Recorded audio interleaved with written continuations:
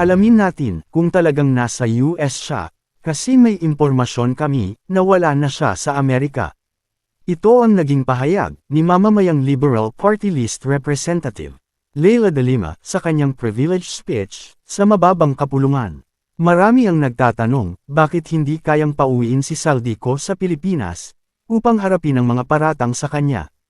Kahit pa man kinensila na ng House of Representatives ang travel clearance ni Saldico at pinapauwi siya sa loob ng 10 araw, hindi pa rin kumbinsido ang publiko, lalo pa, at pwede namang gamitin ng gobyerno ang lahat ng kanilang makakaya para kausapin ng Estados Unidos na pauwiin si Saldico sa Pinas. Subalit paano pa ito magagawa sa ngayon kung may mga impormasyon na wala na ito sa Amerika?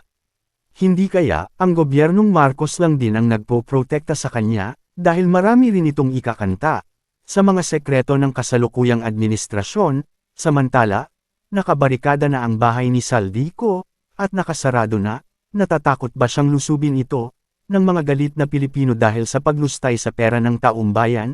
Mag-comment sa ibaba. At huwag kalimutang mag-subscribe sa ating YouTube channel. Maraming salamat po.